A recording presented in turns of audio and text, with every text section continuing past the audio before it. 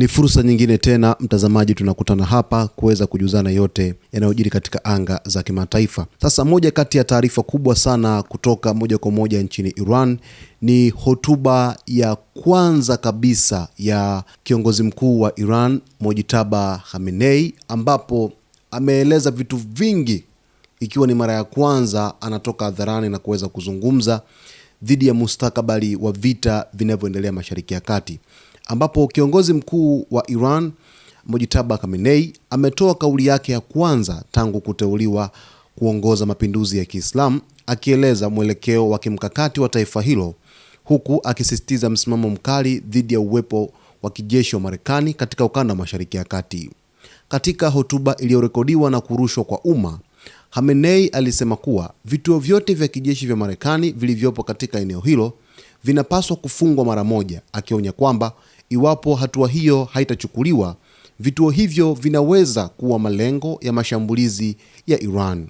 Hata hivyo, kiongozi huyo alisisitiza kuwa Irani inaamini katika kudumisha uhusiano wa kirafiki na nchi jirani, akieleza kuwa mashambulizi yanayoendelea yanalenga hasa vituo vya kijeshi vya Marekani na si mataifa ya eneo hilo. Mojtaba Khamenei pia alitangaza kuwa njia muhimu ya usafirishaji wa mafuta duniani, Strait of Hormuz, itaendelea kufungwa kama sehemu ya mkakati wa kuiwekea shinikizo Iran kwa maadui wake katika mgogoro unaoendelea. Katika ujumbe huo uliotolewa katika vipengele 7 vikuu, kiongozi huyo alisisitiza umuhimu wa kulipiza kisasi kwa damu ya mashahidi, akisema Iran haitasita kuchukua hatua dhidi ya yeyote atakayehusika na vifo vya raia na wanajeshi wake. Aidha, aliwataka wananchi wa Iran kushiriki kikamilifu katika matukio muhimu ya kitaifa, hususan maandamano ya Quds Day, akieleza kuwa ushiriki kwa wananchi katika matukio hayo unaonyesha umoja na nguvu ya taifa mbele ya changamoto za nje.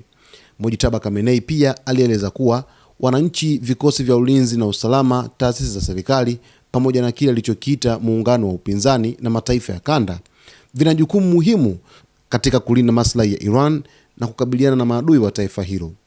Kauli hiyo ya kwanza ya kiongozi mpya imekuja wakati mvutano wa kijeshi na kisiasa ukiendelea katika eneo la Mashariki ya Kati, huku Iran ikiendelea kusisitiza kuwa haitarudi nyuma katika kulinda maslahi yake ya kitaifa. Hatimaye sasa Mojtaba Khamenei amezungumza kwa mara ya kwanza kabisa, na hiki ndicho ambacho Mojtaba Khamenei ameweza kukizungumza kwa hivi sasa. Na taarifa hii mtazamaji ni breaking news. Nitakuletea uchambuzi wa kina kabisa kuhusu kile ambacho amekizungumza kiongozi mpya wa Iran Mojtaba Khamenei.